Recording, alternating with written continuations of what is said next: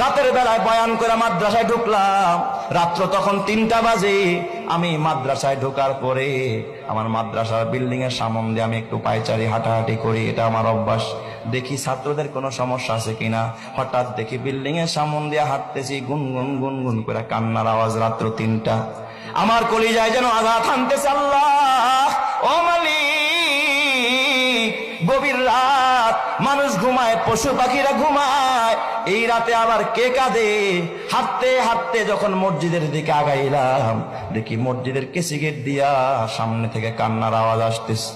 বারান্দায় গিয়া মোবাইলের আলো জ্বালাইয়া যখন আলো মারলাম, তাকায়া দেখি মসজিদের ভিতরে আমার মাদ্রাসার 2টা এতিম বাচ্চা, ওরা বিনয়া বিনয়া মোনাজাত দিয়া কাঁদতেছে।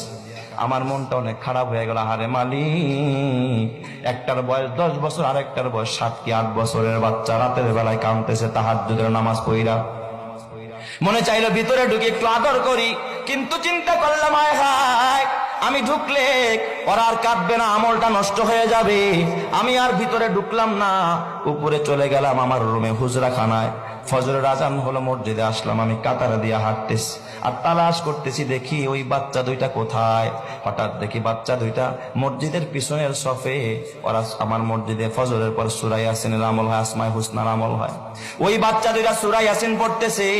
আমি একটা ছেলের মাথায় হাত দিয়া বললাম, বাজান, দোয়া শেষ হইলে তোমরা 2জন আমার রুমে আসবা, তোমাদের সাথে আমার পার্সোনাল কিছু কথা আছে। ওরা 2জন দোয়া শেষ করে আমার রুমে গেছে। আমি কাছে বসাইতে চাইলাম খাটের ভিতর, আমার সাথে বসলো না। ছাত্ররা ওস্তাদের খাটে বসে না, আমার পায়ের সামনে বসেছে। বড় ছেলেটা বয়স 10 বছর হবে, ছোটটার বয়স 7 কি 8 বছর। জিজ্ঞাসা করলাম মাথায় হাত দিয়া, বাজান, রাতের বেলায় তোমাদের 2জনকে কাঁদতে দেখছি, কারণটা কি খুলে বলো। বড় ছেলেটা জিজ্ঞাসা করার সঙ্গে সঙ্গে তাকায় দেখি হাউমাউ করে কাঁদতেছে, গাল বায়া বায়া পানির ফোঁটা পড়তেছে। আমার ডাক দিয়া, হুজুর আপনি কি চিনেন না?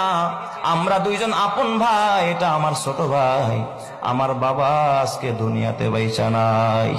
হুজুর আমরা 2জন এতিম, আমার মা, আমার ছোট্ট একটা বোন আছে, এই বোনটাকে নিয়ে একটা বস্তিতে ভাড়া থাকে। হুজুর মানুষের বাড়িতে বুয়ার কাজ করে, এটা দিয়ে আমাদের সংসার চালায় আর আমাদের পড়াশোনা হয়। হুজুর শোনেন, আমার ভাইটার চিকুনগুনিয়া জ্বর, আজ থেকে 4-5 বছর আগে সর্বত্র চিকুনগুনিয়ার ছড়াছড়ি। হুজুর আমার ভাইটা বোর্ডিং এর খাবার, এত নরমাল খাবার, আমার ভাইটা কোনোদিন 1 লোকমা, কোনোদিন আধা লোকমা, কোনোদিন একটু ডাইলের পানি চুমুক দিয়া খায়। জ্বরের মানুষ 7 বছরের বাচ্চারে মা বাবারা নুডলস রান্না করে খাওয়ায়, হরলিক্স খাওয়ায়, গরম পানিতে গোসল করায়, মা নিজে খাওয়ায়া দেয়। ওই বাচ্চা মা বাবা সারা বাচ্চা। ও হুজুর